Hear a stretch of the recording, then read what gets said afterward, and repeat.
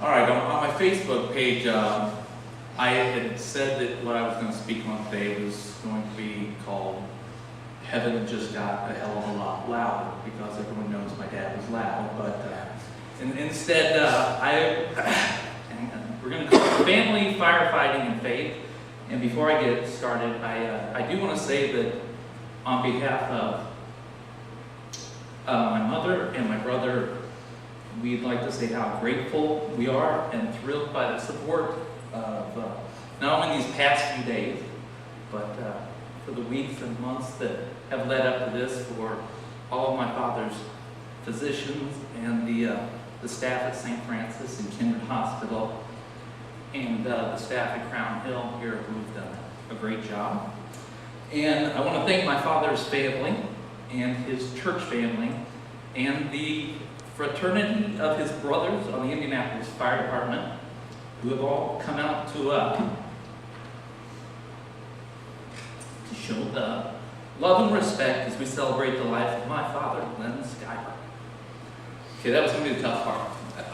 Everyone knows how selfish I am, so whenever I say thanks, it's very, very difficult on me. But with that out of the way, by the way, the over-under is 12 on how many times I will cry. And I'm a crier. Glenn made it known that I'm allowed to cry. I'm allowed to be very emotional, so I'm going to do that anytime.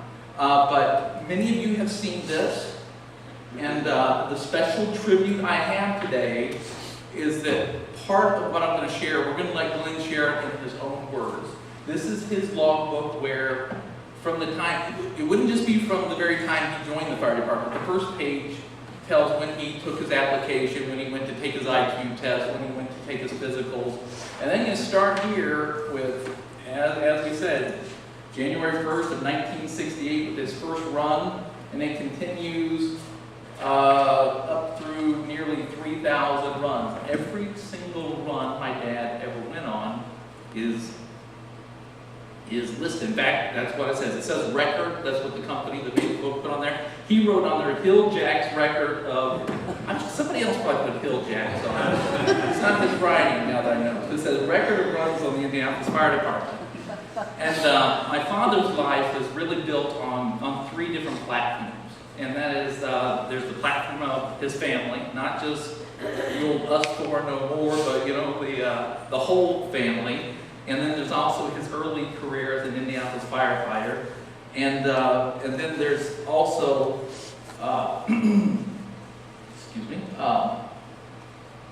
there's the, I want to make sure I say this right, because he'll laugh. And later, his call to be a minister of the gospel.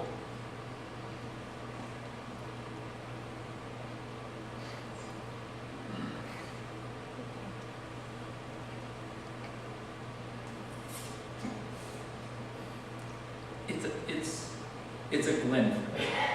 And later, he's called to be a minister of the gospel of salvation through Jesus. Yes. So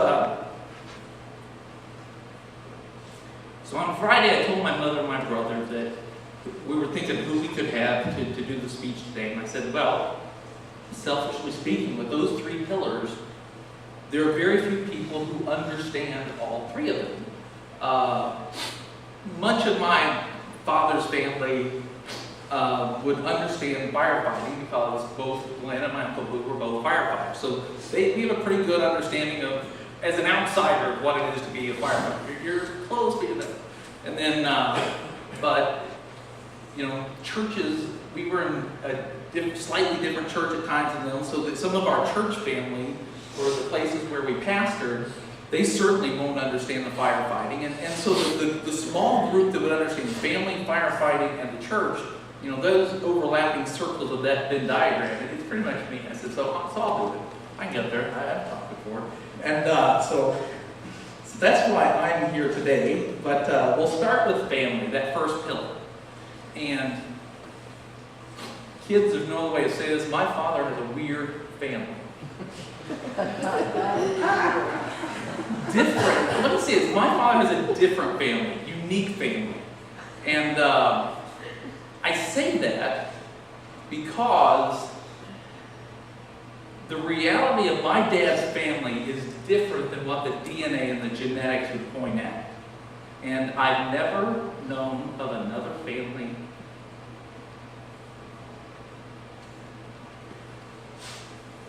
for all of our faults. Geneva Christine Rosa got that one right. That genetically speaking, my father has a brother and a sister and a couple of half-brothers, 3 half-brothers, and step-brothers. Genetically and DNA speaking, if I need a kidney, it should be Peanut. But and when I'm not saying I love you, this has nothing.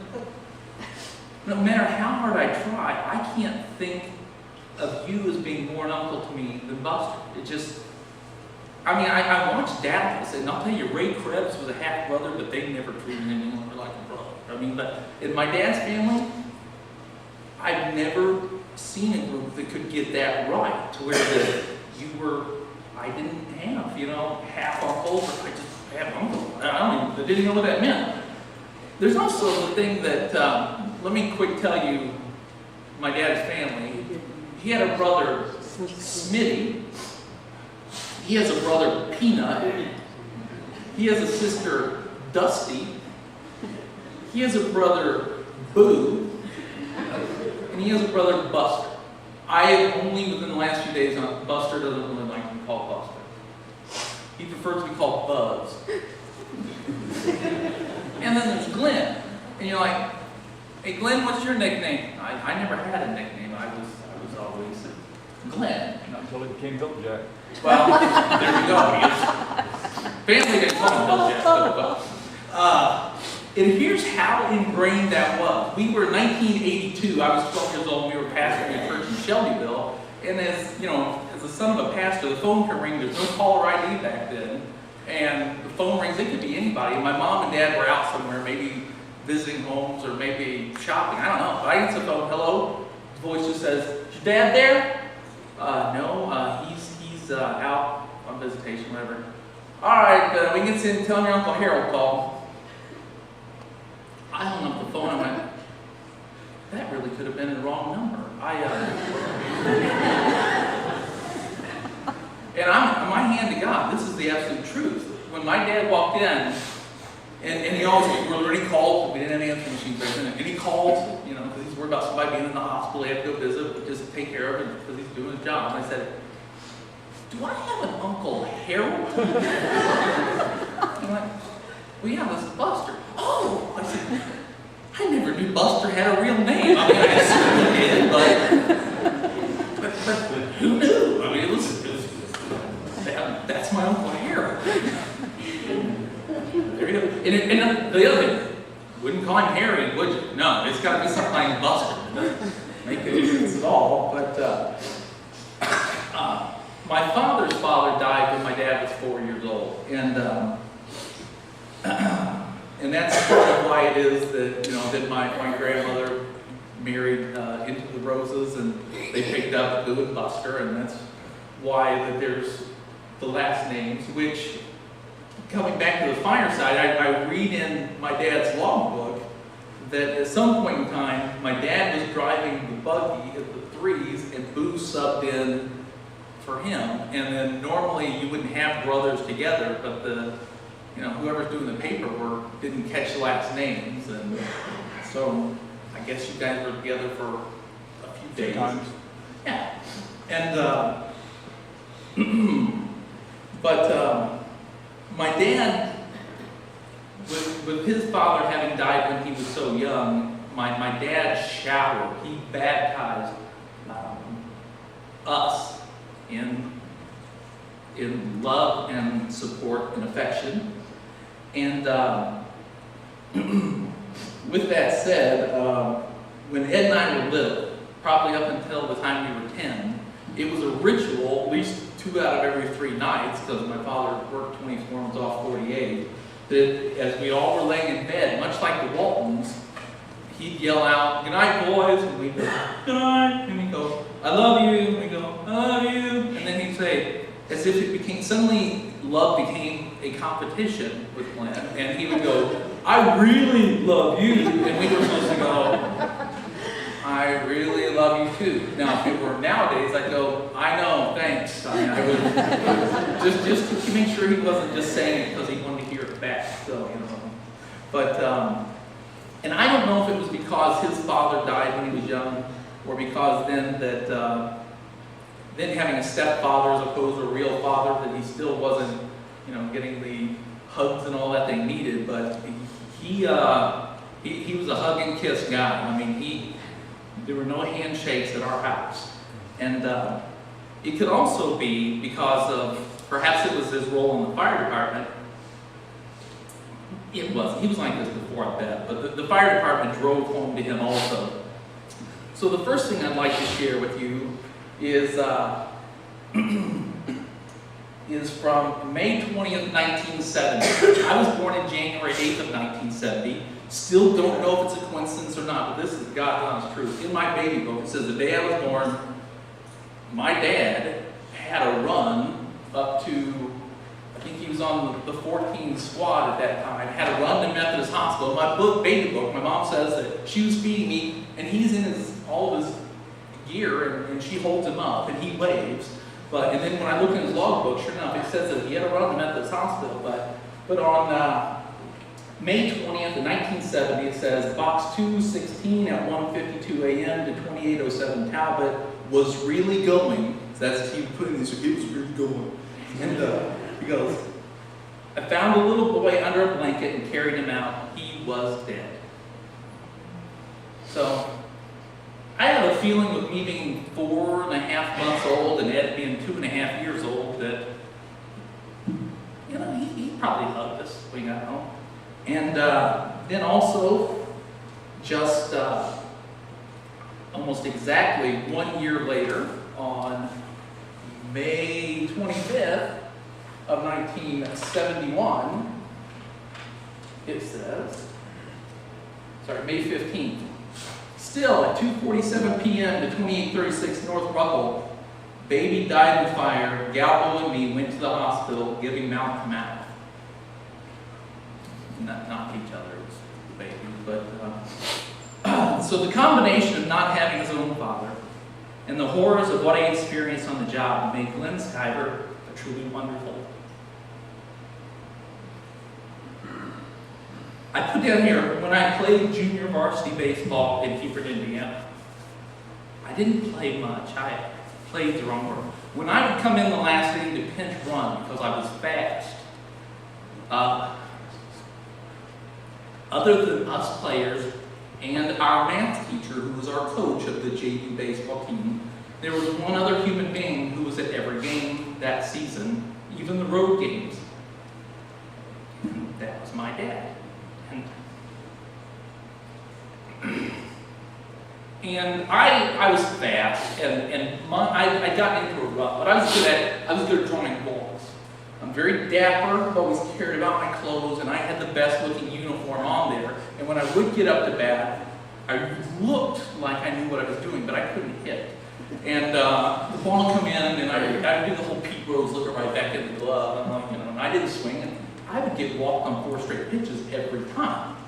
And then I would get on first, and I'd steal second, I'd steal third, and somebody drive me in. That was all I did. I never got a hit. The only hits I got were butts that I outrated. Never got a hit that year. Late in the season, we were down 3 runs, bottom of the 7th, bases loaded, 2 outs. This is my Kirk Gibson moment before Kirk Gibson. If I hit a home run, it's a walk-off home run, and we win the game. And I was called out on 3 straight pitches that I'd never swung at. And, I expected the support of my dad to be that, those were bad calls, because I was just thinking, if I know a walk, I get an RBI, and somebody else can come up and win the game. And my dad said, you're never going to hit it if you don't swing.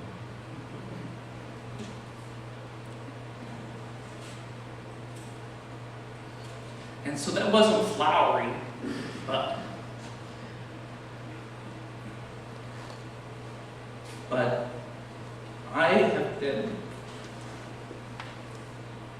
I've been swinging every day since.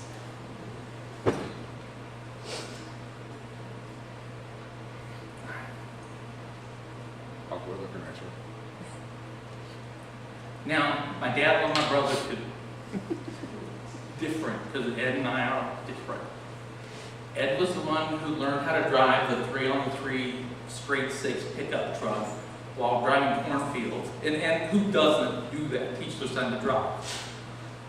The thing is, I think Ed was 12, and my dad takes him out in a cornfield, to teach him how to drive. I don't know why a 12-year-old needs to drive, don't know why he needs to drive a manual transmission with 3-on-3, but Pops teaches him to do that. Ed was Pops' fishing buddy. I hate fishing. I hate it. There were a couple times I went fishing with him. I slept in the bottom of the boat. And then about 8 o'clock I woke up and said, it's daylight. You guys want to go skiing now? Let's go water skiing. How about water skiing? Can we go water skiing now? And that was my version of fishing. But Ed was Pops' fishing buddy. They bought a boat together. They single-handedly supported Bass Pro Shops for like 2 years there with a mail order business. And they even built storage buildings together. And Ed and my dad had a very special relationship. And then for me, later on in my life, when it was my hobby, I started building furniture and started writing for Popular Woodworking magazine. My editor said, you really need to start writing a blog. My dad would read every blog entry and he would comment. He would comment on things he had no clue what I was talking about. I mean, when I would talk about the right, hide glue versus PVA glue, putting in it, he had no clue. And he's like, that was very well written. And he would just tell me it's very well written, son. You've done it again. Yeah, I got my own problem.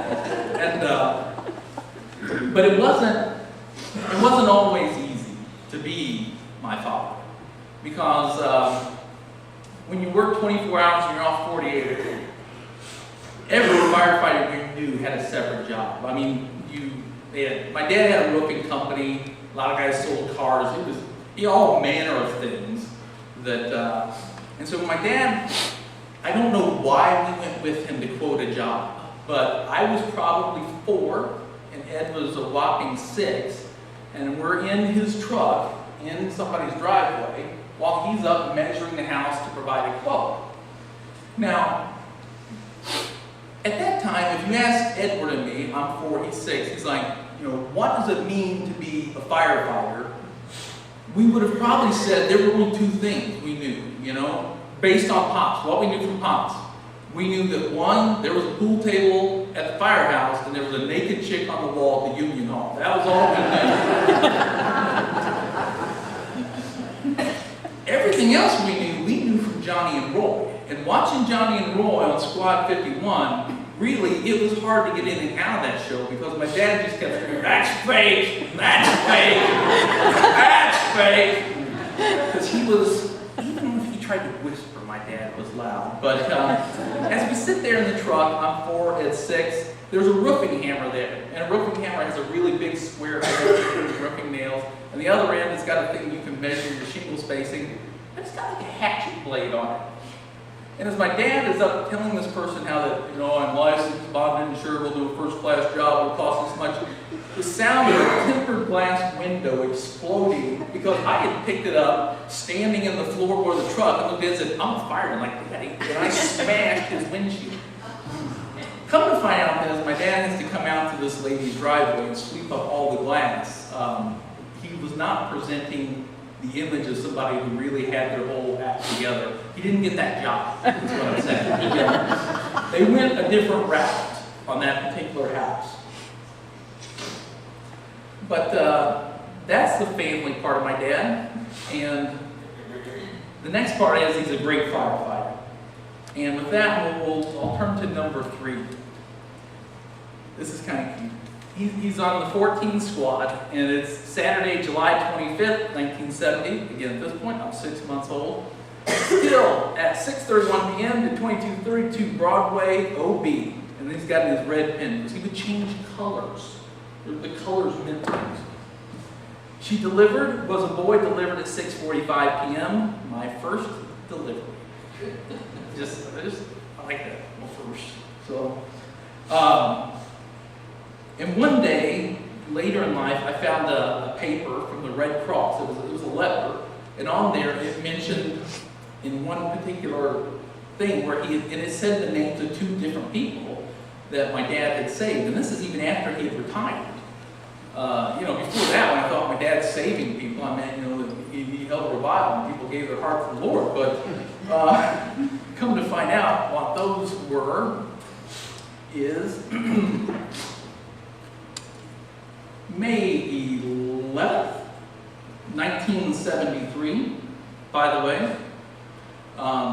This will refer to Lieutenant Olofsson. He's here today. Box 2255 at 10:44 p.m. to 3103A Browse. I don't know what Browse is. Bedroom. Lieutenant Olson and myself each got a boy out of bedrooms. William Merriweather 7 and Hollis Merriweather 3. And later on then, it said Saturday, August 25th, same year, 73, still at 10:34 p.m. to 1113 North Sept residence fire. Kevin White and I pulled a woman out of this fire. And then what that relates to, then a few months later, February 21st, 1974, reported to the chief's office at 8 a.m. to be interviewed for the runs on May 11th and the run on August 25th. And so, there were, that's what we think of as firefighters, is saving people. But my father was nothing if not thorough, because he did document more than just the lives he saved. He does have this one. I don't know if the current fire department would ever do this, but June 18th, 1974, still at 10:51 p.m. to 15:05 Wood Lawn Cat in Tree. So the Three's engine really did go get a cat out of a tree at 10:57. So I asked Boo, I said, is that code? I said, is he, I'm old now, you tell me. Was there a stripper on the side and a wood cat in tree? He was like, no. But there's also, my dad used to tell me a story, and I misinterpreted. I really thought it was my dad's story that he did this, but it's not. I'm going to tell it anyway, because most of you need to know what your tax dollars are doing, the caliber of men that your tax dollars are paying for. The 18s sat right outside of Central State Hospital. Central State is no longer really there. Before it was even called Central State, it was Central State Hospital for the Insane. So it was the nut house was Central State. And the 18s sat right outside of it. And here's the kind of thing that firemen do. There was a particular fireman who was a real fitness buff in the 70s. He was a jogger, long before anybody else was a runner.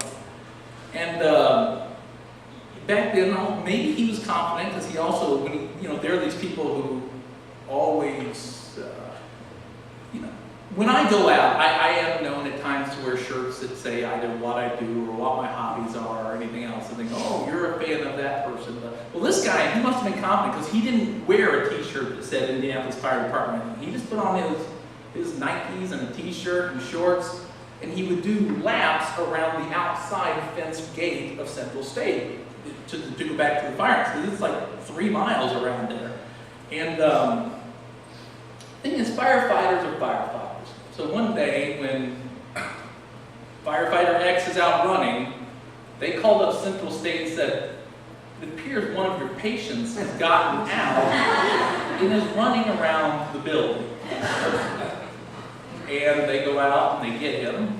And I think they maybe called the police, because this guy is saying, I'm a firefighter. And they go, yeah, I'm a jet pilot too, man. And they drove up to the fireman and said, hey, this guy says he's a firefighter, and they're like, we have never seen this guy ever. And then like the car starts, well, hang on. But, so there were other things other than just him and Galvo giving out to a baby on the way to the hospital that brings that fraternity together. And then there was another big day. This is the last one I'll tell you of the firefighter. And it was January 6, 1977. Around 1800, it came across the teletype that I was promoted to lieutenant, effective January 12, 77. And as we know then, there was one thing that called him away from the job he loved. I told this to my brother. I said, you know what? I get the feeling that Helio Castro-Hernandez loves his job. I know Michael Schumacher loved racing F1. Something tells me Peyton Manning loves playing football.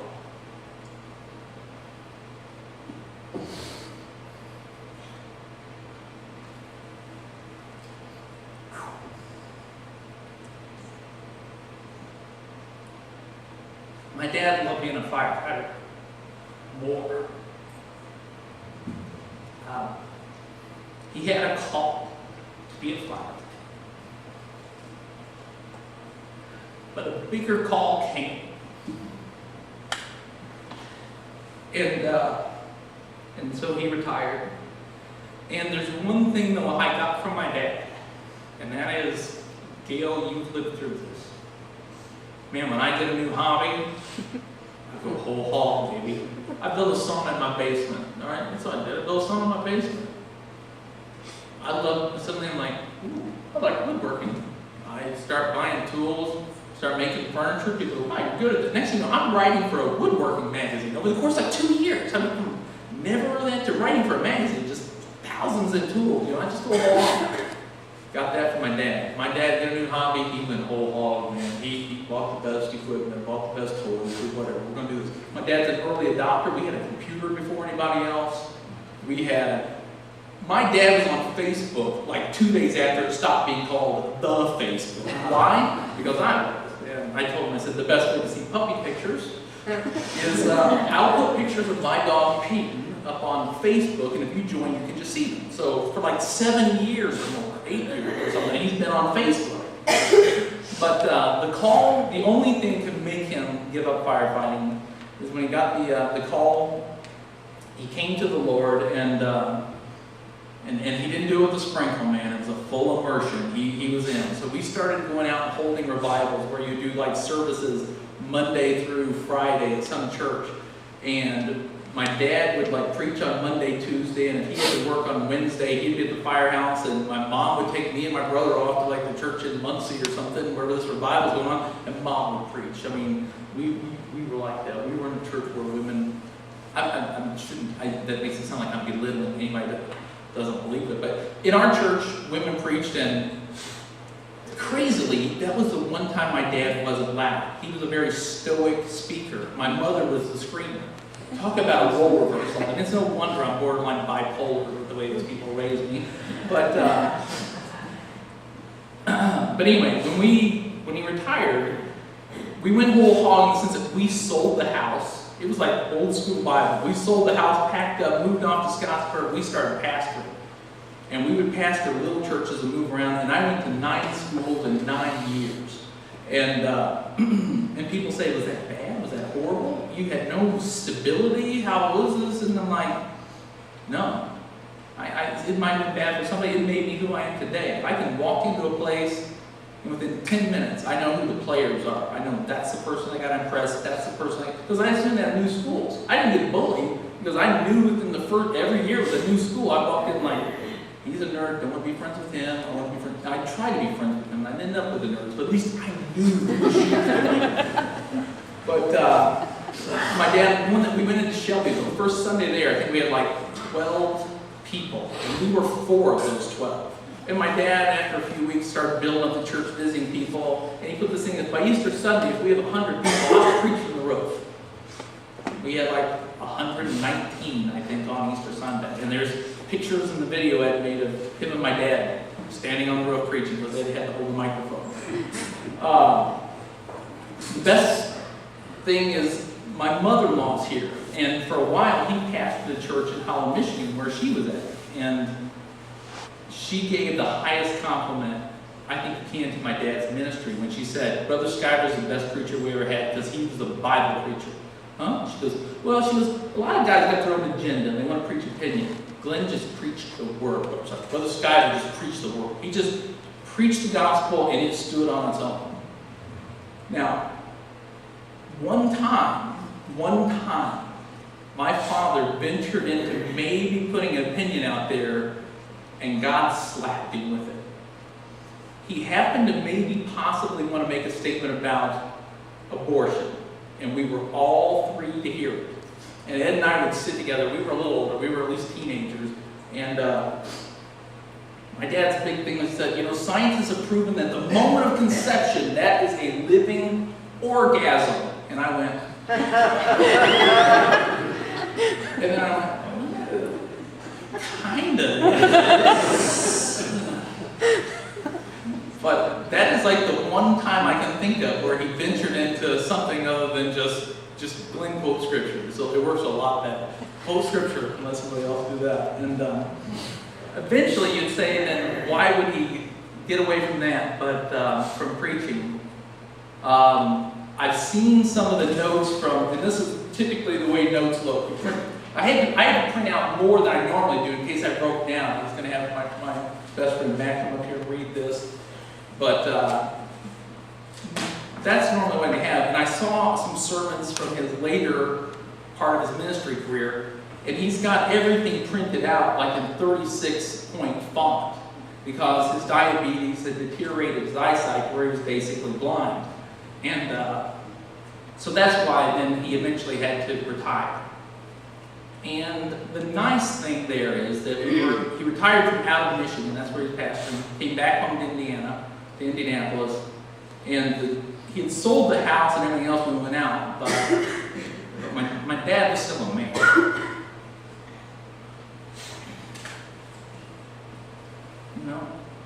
My dad still,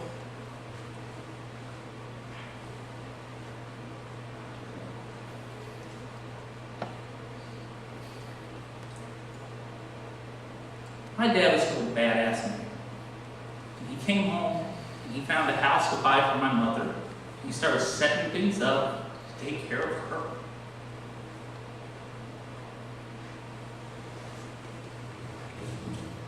Because that's what you do when you're a man.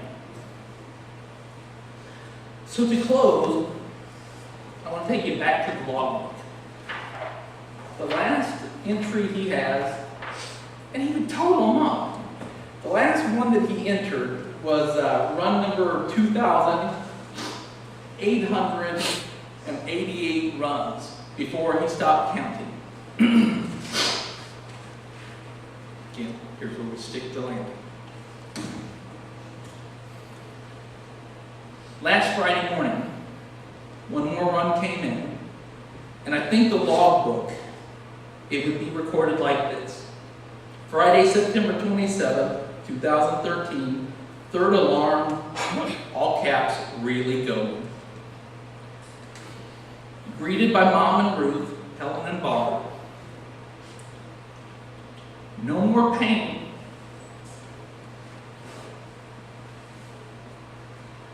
I can see again. And oh, what a sight it is.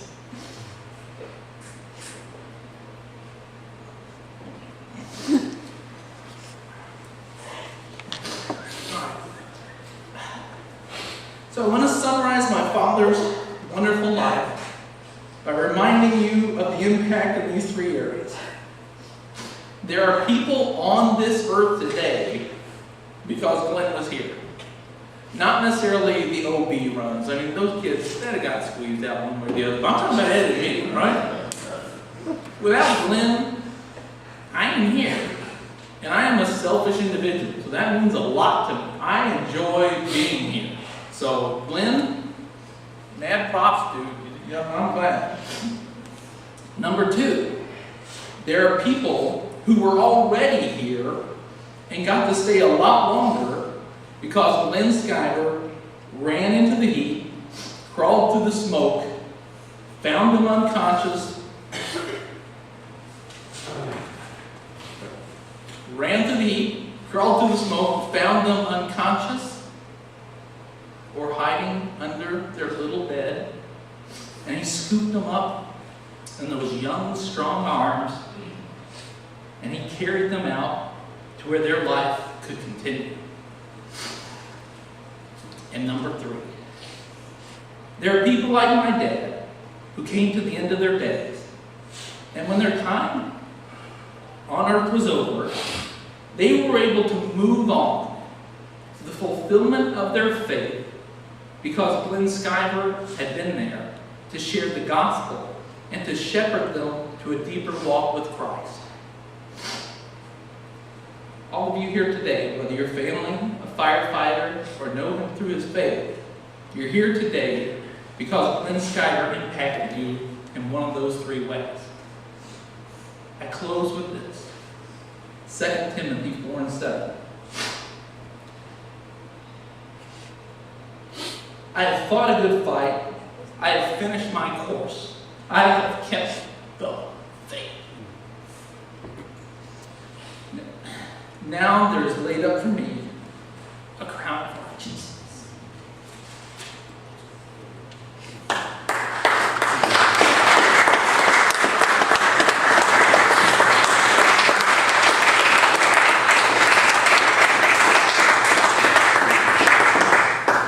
Precious words indeed, Jeff. Thank you for the courage to show your heart and your memories. And I know that each one of you have special memories and thoughts